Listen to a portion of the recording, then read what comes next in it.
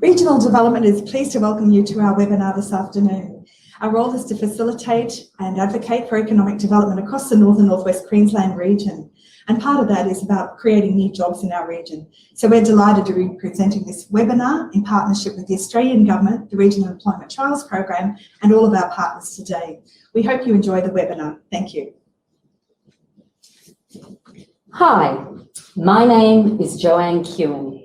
I'm a communication coach, lawyer, and I love fishing and crabbing in beautiful North Queensland. Communication is a critical life skill. Let's think about it. Almost everything that we need to do for ourselves, we can almost pay somebody else to do. Our hair, fix our car, our body, legal help, but we can't pay anybody to speak for us. How you speak represents your mind, your thoughts, your opinions, and your ideas. And there are some little tips and some tricks that we're going to learn today. So welcome along with the Regional Development's Communication 101 class on the civil construction industry. I began Speak Easy because I was working as a lawyer and I was in an entrepreneur workshop. And the woman that was in that said to me that she'd had a problem that night with her daughter who needed to fix her Telstra account but refused to phone the Telstra operator because she didn't know them. Just last week, one of my best students, whom I was helping with her work experience, came in and said she'd sent the email but hadn't heard back. And I said, well, let's call the doctor and check in if she received it. She went into full, as she called it, anxiety, red from here up, just at the thought of having to make a phone call. So we wrote out what she should say, and she was literally praying that the doctor didn't pick up and she could leave a message. The doctor did pick up, and yes, Lindsay completely changed into this stressed, anxiety-ridden young woman who's generally very confident. So I've realised in 25 years teaching communication, a slow deterioration of young people's verbal face-to-face skills. Let's face it, people don't want to talk on the telephone anymore. We text. We don't want people leaving messages or having to pick them up. And just recently in the last months, we've seen even more of a removal from face-to-face communication, with online becoming more of a successful communication tool. So we've got an agenda today where you're going to practically learn some skills and do some tasks. And here's our agenda. And the agenda is going to start with me introducing a wonderful man, Mr. Eric Lollo. And then we're going to indeed look at your personal elevator pitch, how to write it. So have a pen and paper ready so that you can write yours for yourself alongside. Then we're going to look at 3 of the main areas that communication is used in the civil construction industry. And that is the importance of asking questions, how you speak with suppliers, and then critically, your working relationships and communication with your colleagues. Very quickly now, I'd like you to do this very quick little poll. What do you believe an employer is looking for in the civil construction area? So just tick which box you think that they are most appropriately looking for. Okay, it's my great honour to introduce Mr. Eric Lollo, a local who has done very well for himself, started as an apprentice, now runs a multi-million-dollar civil construction industry. So now I'd like to call upon Mr. Eric Lollo. Good afternoon, everyone. I'm from Townsville. I was born in Townsville. My family came here about 100 years ago. I lived on Nathan Street. I grew up at, I went to Acrevale State School and Heatley High School. I got a 10th grade education. I started work as a plumbing apprentice. Back then it was, it was really important to get an apprenticeship, and it carries you through for the rest of your life. I've obviously moved away from plumbing about 23 years ago and went into the civil construction industry. For those that aren't sure what the civil construction industry is, it's different to the building industry, building construction. Civil construction is roads, sewage pump stations, large water mains, large stormwater lines, main roads works. That type of work is all civil construction. Normal construction, houses and high-rise buildings and sheds and that's building constructions.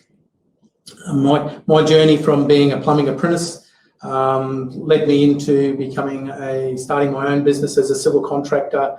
As I said, 23 years ago, I started a company called Lolo Pipelines, and since then I've changed the name of the company to NQ Excavations. We've done a lot of work throughout North Queensland. Some of the projects that we've completed is the sewering of Richmond and Western Queensland back in 2000. We sewered Bardu Island up in the Torres Straits. We've sewered Hughenden, the northern side of Hughenden there about 6 years ago. Our current major project is a project out on what they call the Horton River pipeline duplication. It's a pipeline from the Burdekin River to Ross River Dam. NQ Excavations, part of the contract, is $30 million. So 23 years ago, I started a pipeline company and I've grown it into a $30 million or $20 million a year company. In the civil construction industry, the type of trainees that we're looking for are people that do show up for work early. If work starts at 7 o'clock, don't show up at 7 o'clock or 5 past 7. You'll usually get turned around and sent home. Get there by 6:45. We usually have toolbox meetings to explain what we're doing for the day, so everybody's an understanding of who's working in what area and what they're doing. Usually at the beginning of the day, there's drug and alcohol testing done. So you have to be clean of drugs and alcohol. If you show a positive result, usually it's instant dismissal. So we are looking for clean people, people that want to show up on work on time, and people that want to work. You would normally start within our NQ Excavations, my company. We would start any trainees as labourers. From labourers, they're usually a labourer for 6 to 12 months, and they will choose what direction they want to take, whether they want to become a civil concreter, a plant operator, whether they want to get into project management or construction management, supervisor, and there's different trainings routes that were taken for different directions within the industry. But it is important that people start at the bottom as a labourer so they get a good appreciation of what the civil construction industry is about and can choose the direction their life goes. I feel that going into the next certainly 3 to 4, maybe even 5 years, there's going to be a boom in the civil industry in the North Queensland area. There's several major projects coming up. There's the project, what they call the Singaporean Army project out at Greenvale. I had a meeting the other week that starts in approximately 2 years' time and it goes for 4 years. There's stage 2 of the Horton River pipeline. Waiting for the federal government to provide funding, but we're expecting that'll start construction early next year. There is other multiple projects, defence projects and private projects coming out. Another one is Copper String. And who knows what the federal government are going to bring out as far as stimulus package going forward over the next few years to help the country come out of its COVID downturn in the industry. So industry will be looking for people that want to work within the industry, and I've always taken it, I've become successful within my business because I've looked for opportunities, I've found opportunities. I've given respect to the older people that have helped me make good decisions and make good choices in life and plan for the future. So if there's any advice that I could give anyone would be have a think about the civil industry. If you think you can show up at work on time, you are drug clean and you want to work hard, it is the industry for you. We're looking for good people. Thank you. Thank you. Hi, back again. Let's thank you very much, Eric, for coming along to talk about the construction industry. That's indeed the best way that we can learn practically what the industry is really about. Now, I'd like to replay my introduction. Hi, I'm Joanne Kewen. Now, I want you to be honest. Even before I spoke, you completely sussed me out. You looked at my hair, whether you decided I was fat or thin, how confident I was, if I was slunched over or shoulders back. And then I opened my mouth. At that point, you decided my education, my ethnicity, and basically really whether you wanted to stay listening to us for the next few minutes. Isn't that right? Yes, that is correct. It is human nature. Maybe sometimes bad that first impressions become so important, but it is critical. Imagine if I'd done this. Hi, my name's Joanne Kewen. How would that make you feel? You have to remember that every single time we open our mouth, somebody is judging us. Whether it's the shopkeeper, the new boss, our friends, potential new boyfriend or girlfriend. So it's important, that very first impression. It's hard. Think about it. Often the problems we have in our life with our relationships, whether it's our boss or our spouse or our children or our dad or the shopkeeper again, it's all based on that communication because it is difficult. And when you think about those problems, most often they are a result of a miscommunication. This that comes out of our mouth. And why? Because it is difficult. We are nervous. I want you to right now think about your fears. We're going to do a quick poll just for fun, living in North Queensland. What is your fear of snakes? So you have an option here that you can click. So if you're able to just now indicate your fear level of snakes. Okay, yes, we can see those coming in. Fantastic.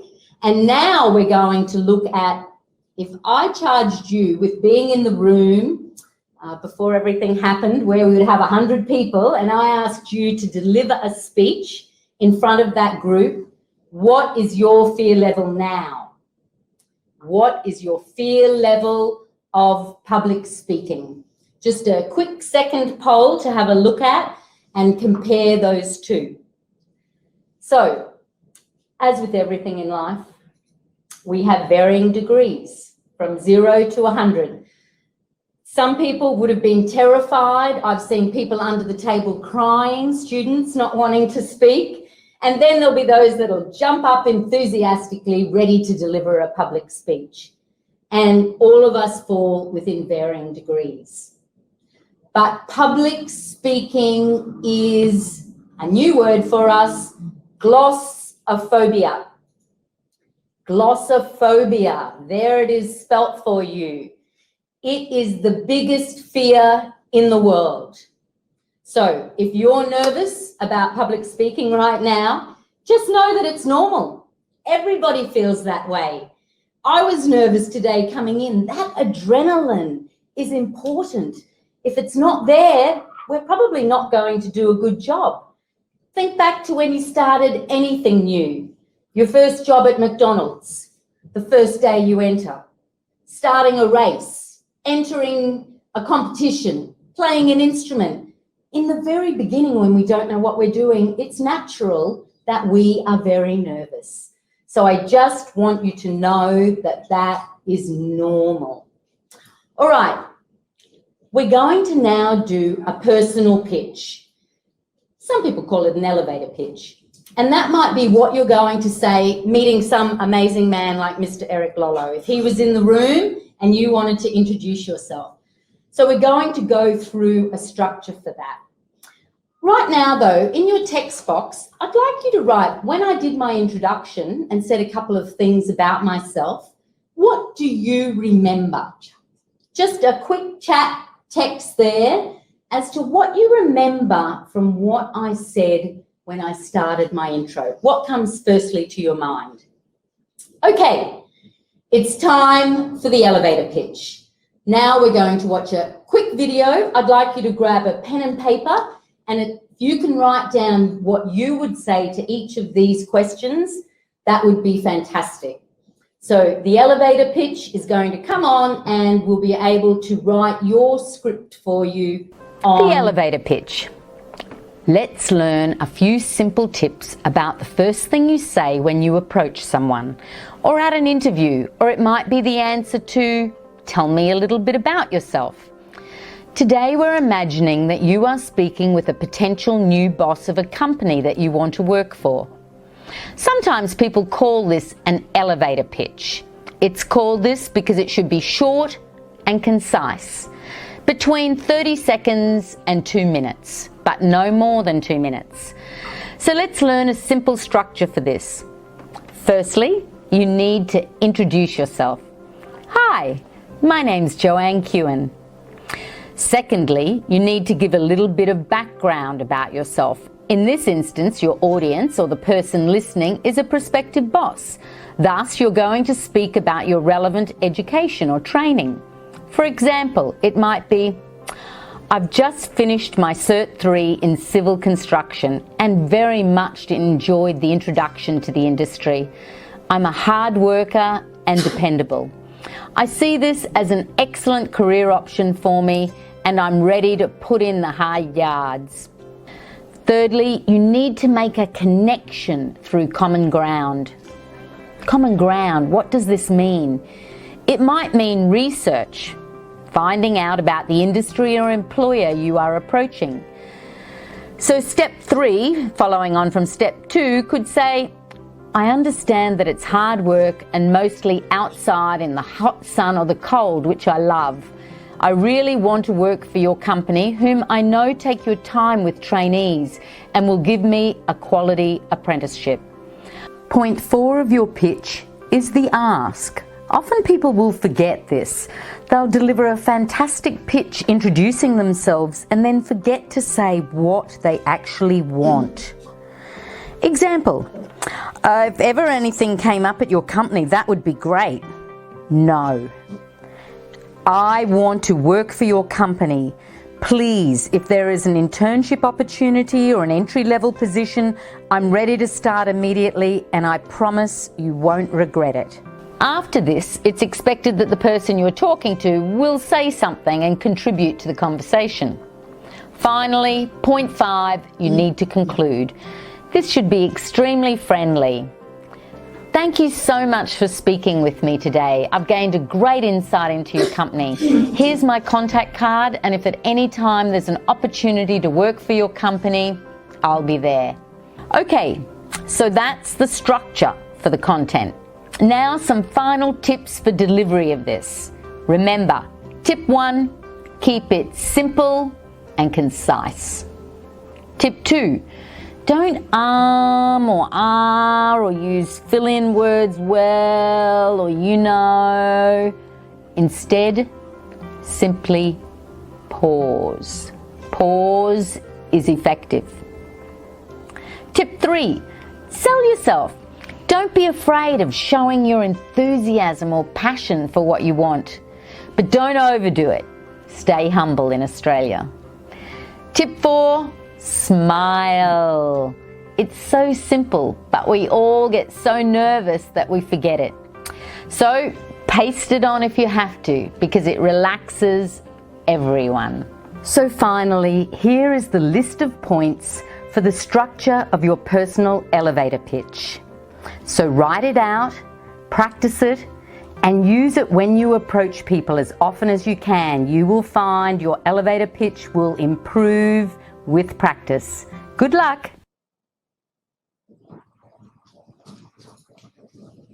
Hi, back again.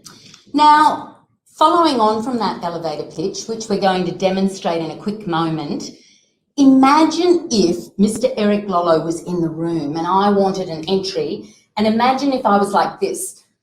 Mr. Lollo, I'd really love a job with the construction industry, and I've got my certificate, and if there's a chance, that'd be super. Imagine that. Or if it was like, oh, Mr. Lolo, I've been dying to meet you and I would just love a job in construction, and what's it all about? What do I do? When can I start?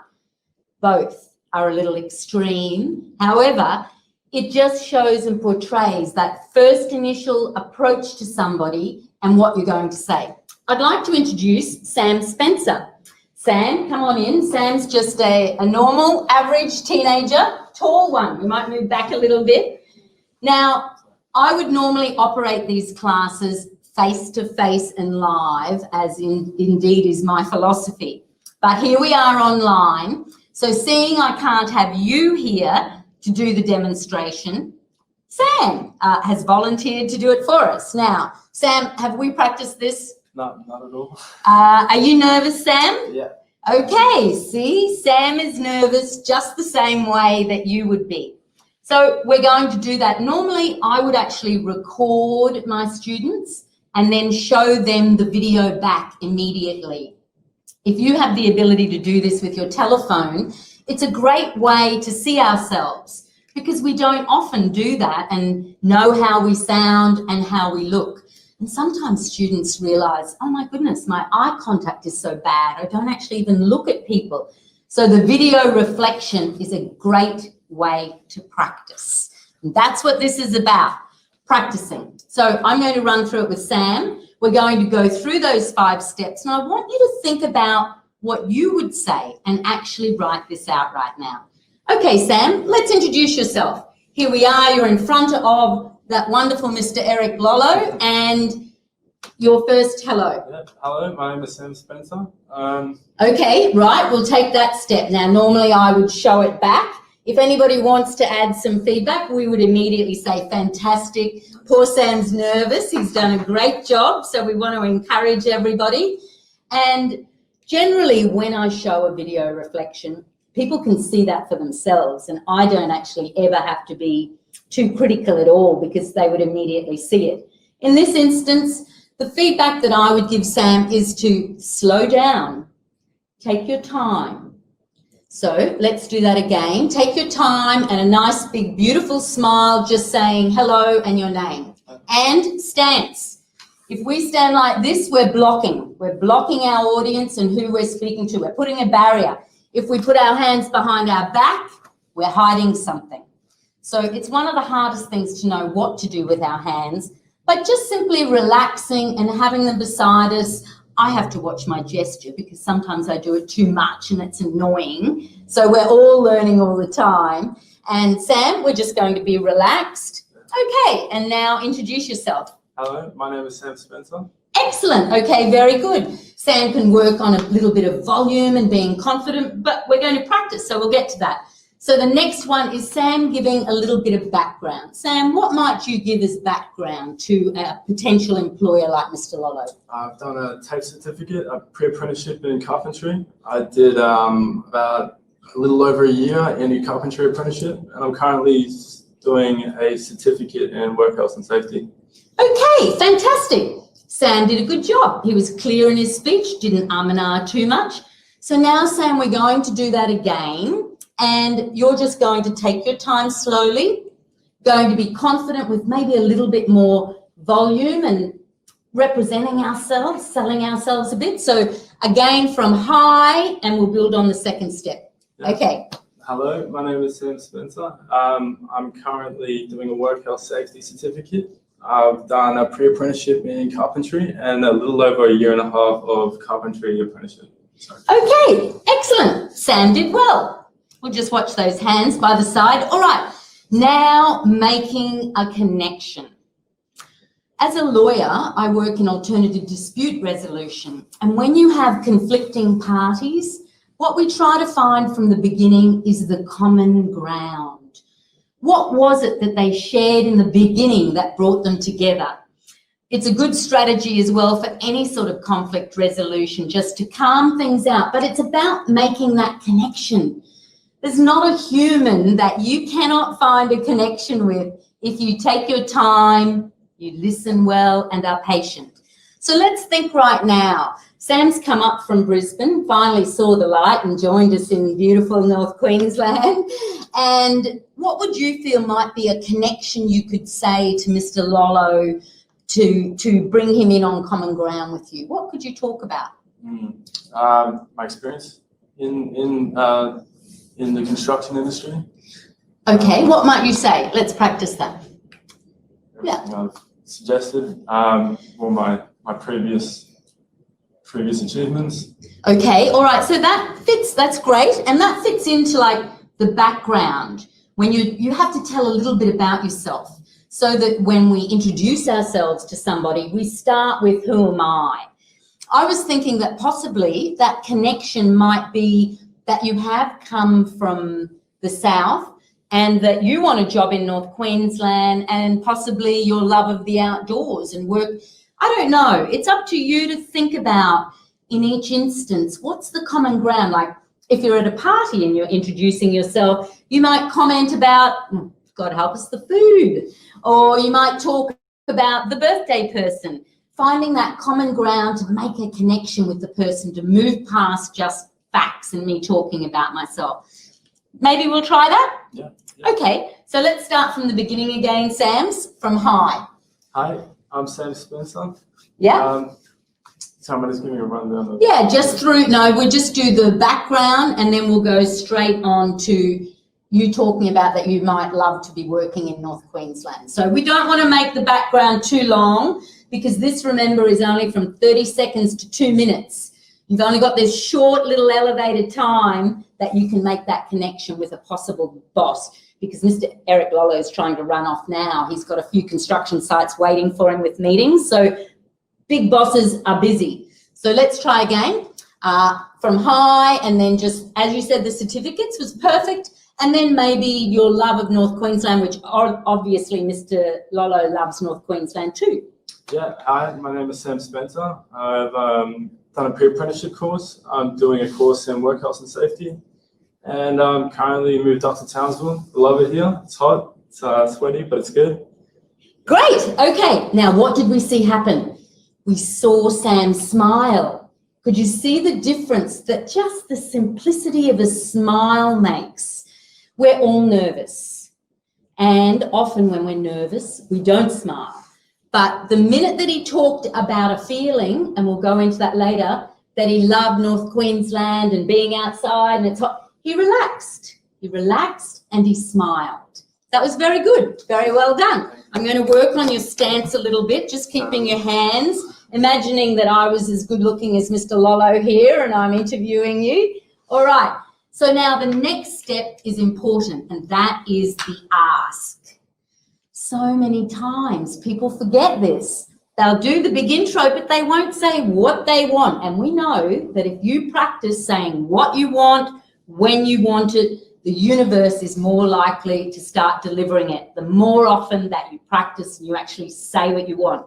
So let's try now what you might want, the start of an apprenticeship. So we're going to practice again from the beginning. Okay, smile, our hands are here. He's doing a great job, isn't he? Okay, go. Yeah, I'm currently looking for an apprenticeship in construction. I'm very willing to work hard. I'm ambitious, and I'll show up early. You won't regret it.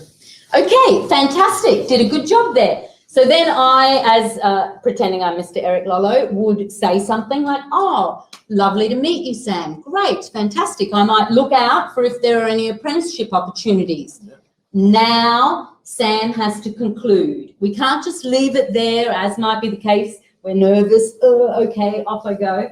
No, let's take a moment now, be polite. I have great fears working with more than 300 young people in the North Queensland region that manners are disappearing, and manners are very important. So when you indeed say thank you at the end, it's noted. Saying our please during our time with working with different colleagues and employees. So that was great. Now let's do the conclusion. So I've said my piece. Nice to meet you, Sam. How would you conclude, Sam? I would say thank you very much for the time and opportunity you've given me. I'm very appreciative. Okay, very good. See, there was no prepping here. Sam's as nervous as you would be in this situation. And that's important. I also recommend that you have a card in some way. Now, if you can't afford to have a fully printed business card, even to just have a photocopy card cut up on a piece of paper. I hope your handwriting is better than mine. I think we've reached the point where rather than scribbling down the number, it's a good thing to have a piece of paper in your pocket that has your contact details and your name. Because later on, Mr. Lolo might be back at his desk and he goes, oh, I know, I really liked that young man I met in that webinar. I'd like to give him an opportunity. And then it's like, he's busy, remember. He can't track down the organisers, find that he's on to the next one. And he's got 30 interview applications in front of him. So that little card, it also just shows a bit of professionalism, that you're really serious about this. So simple to do. Head to Officeworks. Okay, so now we're going to put it all together, Sam. Do you think you're ready? I think I'm ready. I'm Mr. Eric Lolo, and we are at an event at the end of a certificate course, and you see me standing there and you come on up to me. Yeah, hello, my name is Sam Spencer. I'll tell you a bit about myself. I've done a pre-apprenticeship course. I've been an apprentice for a little over a year and a half. I've got a white card. I'm ambitious, I'm ready to work hard, I'm willing to show up early if that's what's required. But thank you very much for taking the time to talk to me. Okay, so after he's paused, he's very nervous, which is normal. And I'm going to say, oh, lovely to meet you. Of course, in a normal setting, it's all a little bit more relaxed than the webinar. But you can see here, indeed, that progression. So I want you now, we're going to do it one last time. Don't forget the connection, because that's an important part, that when we saw him light up with a big smile about loving North Queensland, who wouldn't? He's living on Magnetic Island at the moment. A bit of tourism plug there for our beautiful area. So, hi, I'm Sam. Big smile, relax. Okay, go. Yeah. Hi, I'm Sam Spencer. It's nice to meet you. I'll tell you a bit about myself. I've done a pre-apprenticeship in carpentry, a year and a half of work experience. Got a white card. I've just moved up from Brisbane to Townsville, living in the hot, sunny weather. I'm loving it. And thank you very much for taking the time to see me. Okay, that sounds great. Fantastic. We saw him slowly relax, and now you're going to do the ask. Don't forget the ask. What do you want? Oh, I want an apprenticeship. Okay, and when do you want it? Now. Now, okay. All right, so maybe at the end then let's do that with the conclusion. So I say, oh, great to meet you, Sam. Welcome to Townsville. Fantastic to have you here. Yeah, thank you very much. I was looking for an apprenticeship. I want it now. Okay, good. And then your thank you and conclusion, and leave your card. Thank you very much for taking the time to see me. I'll give you my card. Okay, fantastic. Great to meet you. Thank you. Wonderful. Very much. Good job, Sam. Okay, so that's what happened there. Now, indeed, practice. And I recommend, he's very nervous still, but practicing is the answer. How do you get good at piano? How do you become a great ballerina? How do you become a good mechanic? You practice. And the more often that you do that, the better and better that you become. So if your family thinks you're a bit crazy because you've got the door shut and you're staring at your mirror, which is another good way to practice this without using your telephone, just know that at the end, when you head on out, you've had that practice at home, you know what you're going to say. Of course, we move past it being memorized and staged, but trust me, if you have that little scenario in your head, those 5 steps, it will be a great assistance to you to more often approach people, not only for an interview or the possibility of a job, but just in your everyday life, communicating with our fellow human beings. All right, so what we're going to do now is have a quick look at the agenda, and we're going back to talking about 3 other important areas in the civil construction area. That's the importance of asking questions, also suppliers when you have to speak with them, and then finally, most importantly as well, your work colleagues. So In preparation for this, because I am not a hypocrite and practice what I preach, I did some research. And Mr. Eric Lollo was on top of a crane, so I couldn't talk to him. So I spoke to Mr. Clinton Huff, and he is the manager of Shamrock Civil. He oversees some 50 trainee apprentices in this industry. And I learned a fair bit about this industry, and quite frankly, I'll tell you, I'm very impressed, and it truly changed my understanding as well. So don't forget, if you're going to go to an interview or approach someone, take a moment to do some research, because one of the first questions that person is going to ask you is, so what do you think we do in the civil construction industry? Now, if you sit there and cannot answer the question, you're not going to make a very good impression. So take a moment out and research that company. Now, we asked earlier about what it was that you thought an employer was looking for and the results of that poll. And a lot of you indeed thought about certificates and that the employer is looking for experience. My interview with Mr. Huff revealed that more important than that is your attitude. Attitude in this world is everything. 80% of success is showing up every day, not 4 days a week, every day.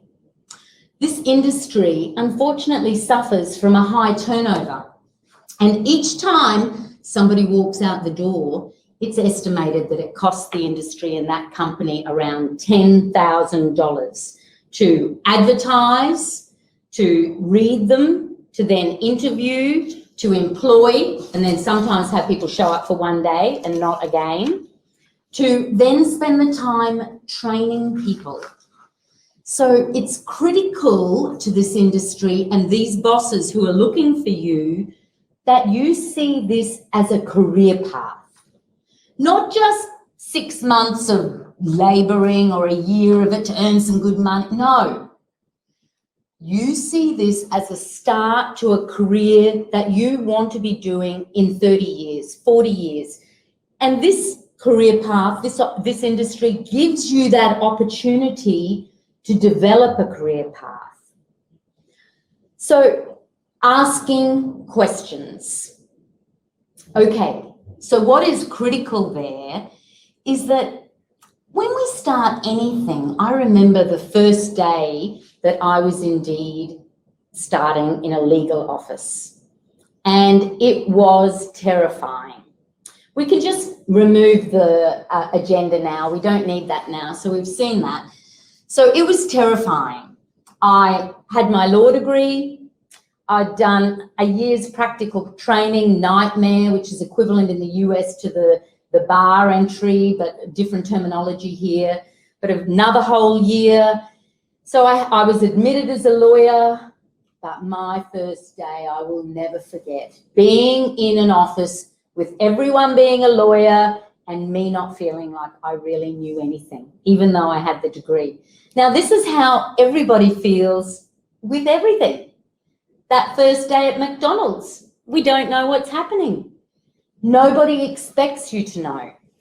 Your boss cannot read your mind. The only way they know what you don't know is if you ask. I think across our whole life, quite frankly, we need to ask questions more often, even with our spouses or partners where we're not sure, but rather than ask the question or step out, we don't. We retreat because we are afraid of communication.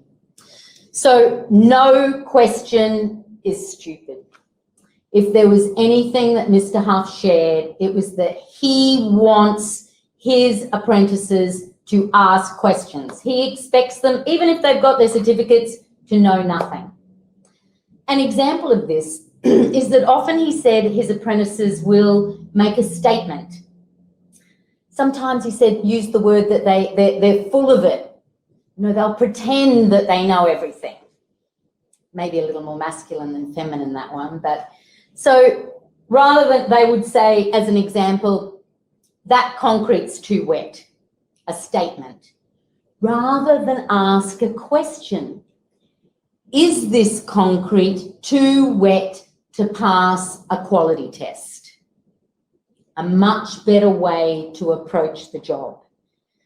Asking questions. Remember, really, for your first 6 months, Mr. Lotto might say 12 months indeed, it's not expected that you know a lot, and they would rather you ask questions than make a mistake, because mistakes in that industry cost a lot of money. Okay, so it's important to be asking questions. Second is our communication with suppliers. So in comes the big truck, it's full of concrete, I'm an apprentice, I'm sort of trying to know everything, and he asks, hey matey, this concrete, can I dump it over there? And you go, yeah, sure, mate. No.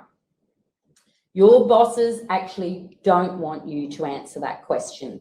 They want you to say, hi, nice to meet you. Let me come and introduce you to my supervisor.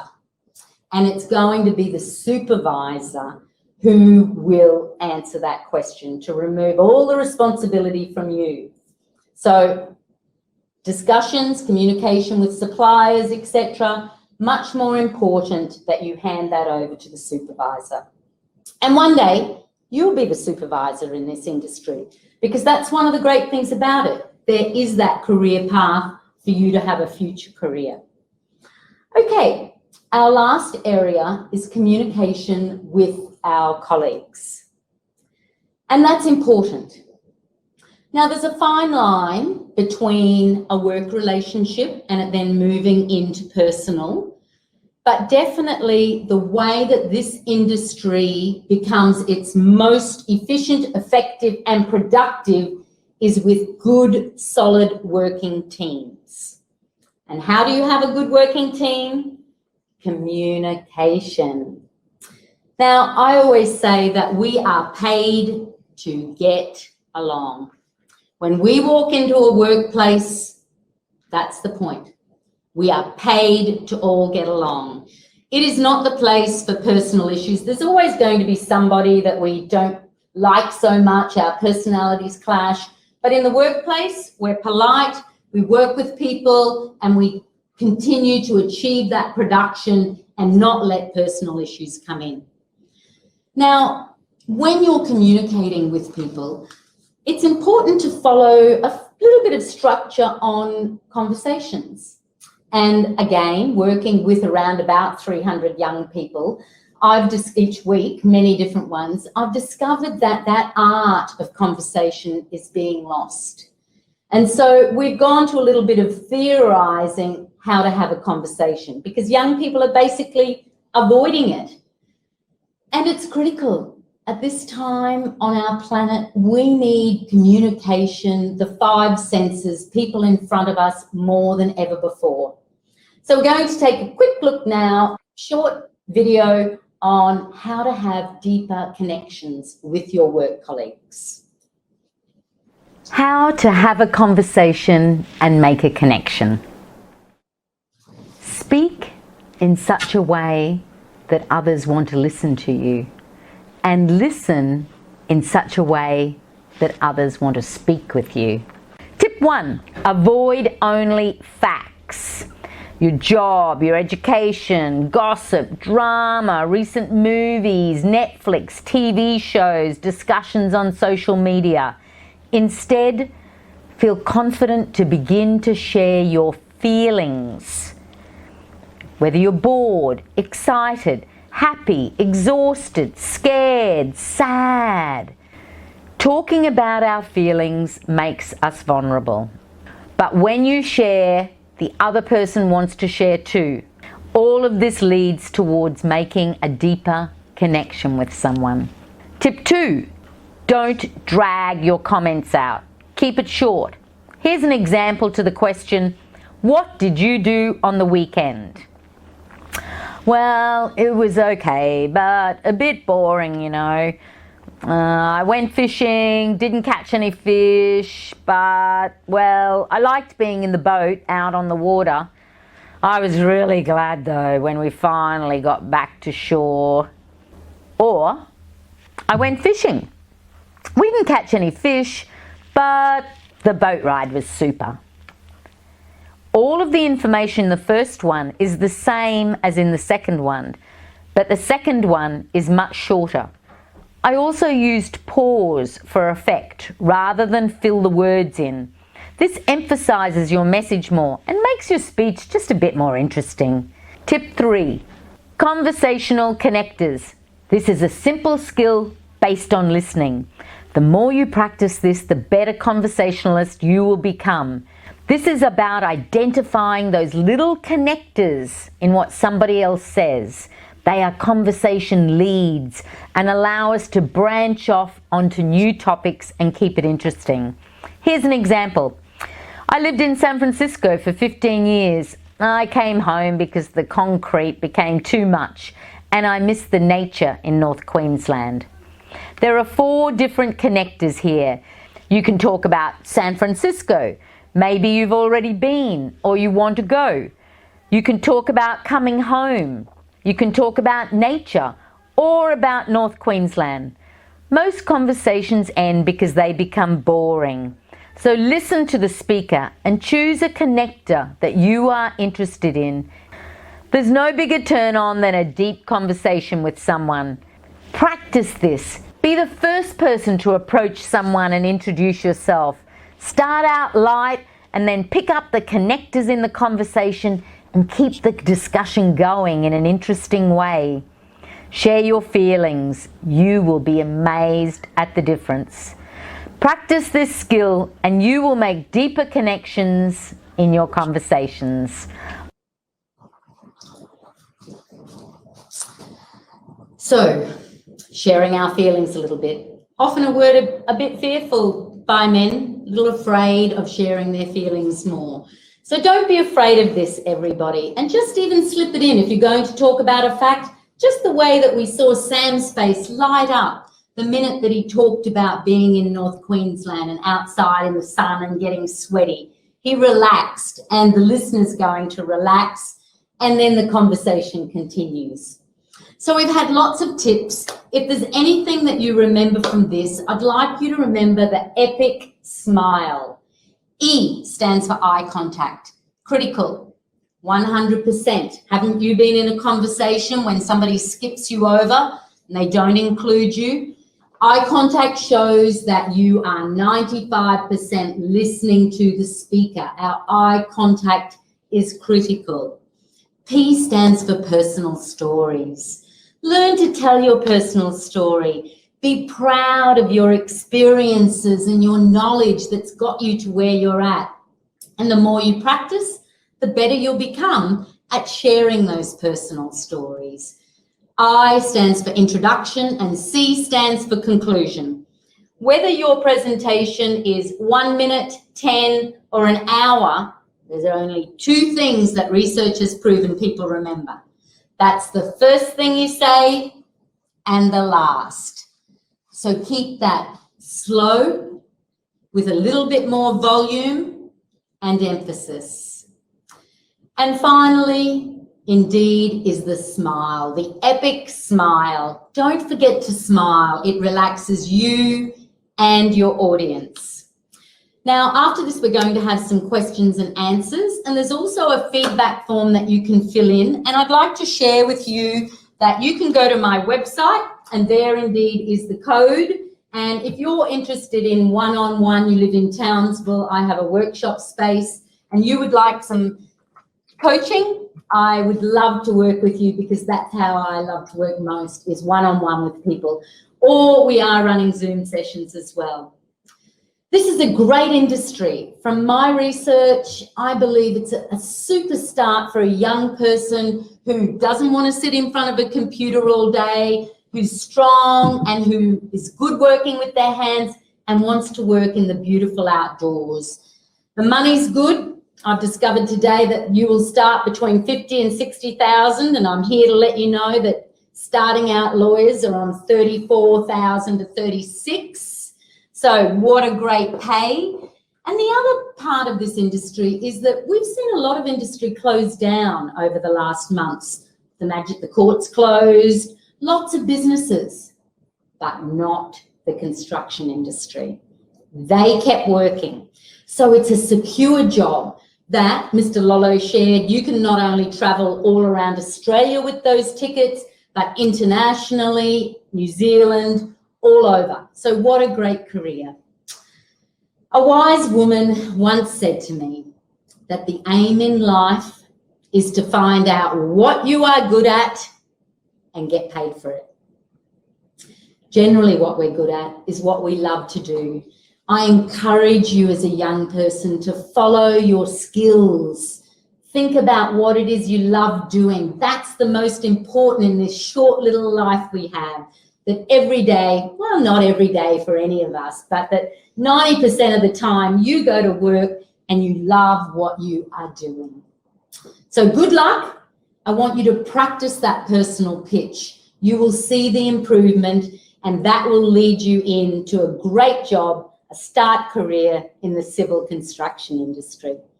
I'd like to call back Mr. Eric Lolo, and we're available indeed if anyone has any questions. So we'll just see how that goes. If you've got some questions on how to start, and you're looking for some training apprentices, I think Sam might be interested. Yeah, he might be too. We'll talk about that afterwards. Okay, great. Keep practicing the pitch. Huh? Yeah. What did you think? How did he go? Yeah, no, he went good. He did good. What else? You could see that he wasn't sure how to do it, and after some coaching there from yourself, yeah. And I've got 3 stepchildren, and they're very similar to Sam. They find it difficult to talk, and I learned a lot from yours talk today. Yeah, I don't think there's a lot I could teach you. No, you certainly did. Yes, no, you're never too old to learn. I agree totally. Thank you very much. Okay, all right. So indeed, we're interested there in possibly. How would you propose right now, if somebody is listening and they want to make a start, what would you say that they should do? Get your name put down at the key. We employ people through core staff or WorkPack, but other civil companies use other employment agencies. If you put your name down and do a similar thing, introduce yourself to the employment agencies, say you want a job in the civil industry, and let them try and find you jobs in a certain area. Sam's looking at an area, when I was talking to him there before, in the safety area, but there's so multiple different areas. As we start people as labourers so they know what they want to do through it, but you could end up coming out as a truck driver, an excavator driver, and it doesn't matter if you're male or female. There's a lot of opportunities. The female do the work just as good as the men, and a few of my opposition companies, I know their preferences to drive their machinery are women, because women are a lot gentler on gear than males. So there are opportunities there for women and males in the civil industry. As I said earlier, you've only got to listen to the federal government, how they're responding to the COVID pandemic, and they know Australia's economically, they need to get the country going. And if I was a betting man, I think you're going to find there's going to be a lot of money poured into the civil construction industry, building roads, dams, pipelines, and infrastructure, rail, and that. And over the next 4 or 5 years, there's going to be a lot of projects. So get your name down at those employment agencies, and then when people like myself or my people ring up looking for people, that's the first point of call we go to. It used to be run ads in the paper looking for employees. These days we go to employment agencies. So chase up the local employment agencies and do some research, find out who, if there's any specific ones that really look after the civil industry, if you're interested in getting into the civil industry. And Eric, can I ask, in this industry, is that your preference? Like if somebody comes to your headquarters, your office, and knocks on the door, is that what you're maybe not wanting, or? Yeah, we would direct them through to core staff or WorkPack. We do our probational period through employment agency, and then from after 3 months, they potentially move from the employment agency onto our books, and then they're an employee of NQ Excavations. Okay, yes. So that is critical indeed. Unfair dismissal within the first 6 months. Have it be known that an employer doesn't even need a reason. So it is critical in those first 6 months that you are totally turned on and Showing up on time, you made a point of that. What else should they ensure in those 6 months? I reinforce what Clinton had said to you. Attitude, positive attitude in respect. We might be a bit old-fashioned, but there's nothing wrong with respect, saying please and thank you, and be respectful. Show up on time. Show up before time's required. You don't wait for 5 o'clock and then walk out the door 1 minute after 5. Help fold up the leads or whatever you're doing, and then you might walk out the gate till 10 past. But they're the things that shows that your dedication to your employer. You give a bit and you'll get a lot back. And if I was to ask you your experience over the last, is there anything you would have rather done? Look for opportunities. Opportunities. Most people get only a few opportunities in their life. And look for opportunities. If someone does tell you something, so-and-so's looking for a job, or there's a job out the road there, don't go, oh yeah, I might do it. Make it happen. There's 2 types of people, I tell my kids, 2 types of people in the world, people that make things happen and people that let things happen. If there's nothing wrong with people that let things happen, they just don't go places. People that make things happen go forward in life, and they usually end up with the toys. Everyone likes toys, but you've got to earn the money to be able to have the toys. Very good advice. So, practice that personal pitch for a start, even when you go to those employment agencies. Don't think they don't know the difference between someone who presents well and speaks well and somebody who's very nervous. You're fearful. Only way to conquer our fears is head on and deal with them, and then they disappear. So thank you very much for joining us. On behalf of Regional Development Australia, we'd like to thank you all for being with us today on these communication tips in the civil construction industry. Thank you.